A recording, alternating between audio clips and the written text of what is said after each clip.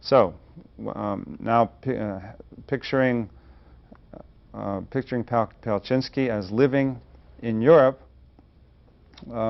let's cut back to Soviet or Russian history in order to gain a sense of the transformations that are taking place in relationship to the life of this one man.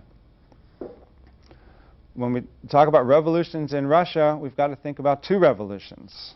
In 1905, a revolution took place that led to a first step towards political change in Russia, beginning with what became known as Bloody Sunday, when police and security officials fired on a priest and a group coming to make a plea to the Tsar.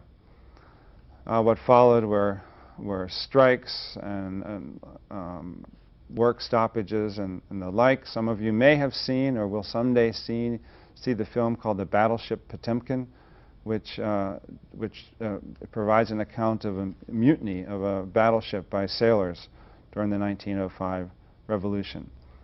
This resistance convinced Nicholas II to introduce a constitutional monarchy, to shift from an absolute autocracy to a constitutional monarchy that seemed to fit what was going on in Western Europe. Indeed, that's what still exists in Great Britain today. Meanwhile, around the country, workers' councils were formed. A workers' council, another name for a workers' council, is a Soviet. This is this is the origin of the word Soviet. The 1905 revolution failed to achieve a fundamental political change, but it did accomplish the passage of some laws protecting fundamental human rights and institution of a parliament, which was known as the Duma. Let me continue forward with a brief history and then help you gain an understanding of the kind of struggle that was taking place, both between those wanting to effect a power change and Tsarist forces, and the struggles among those who were envisioning alternative or different alternative futures for what was then Russia. We cut forward to 1917. In between, we have the beginning of World War I and carrying on of World War I. 1917 is the year that marks what's known popularly as the Russian Revolution, but we need to gain a sense of how we got to that point.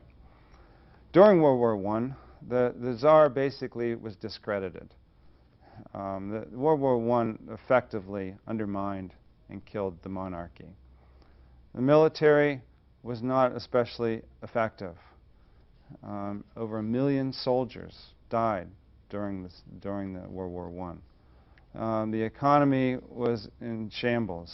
Supplies for the military were difficult to maintain. This applied great pressure, and combined with evidence that around the world, especially in Western Europe, dynasties had come to an end. There was great pressure on Nicholas II to accept some sort of fundamental political change. And so in March of 1917, he abdicates the throne. And the Duma appoints a provisional government, and indeed it ends up appointing 4 different provisional governments over the next several months, initially committing to stay in the war. During the course of the year in 1917, one wing of the new, let's say, configuration of forces competing to govern Russia, or competing to contribute to political change, gains control over the others. This is a story of the rise of the Bolsheviks, who gained power firstly within the Soviets, spread throughout the country, and then more centrally with respect to the Dumaks.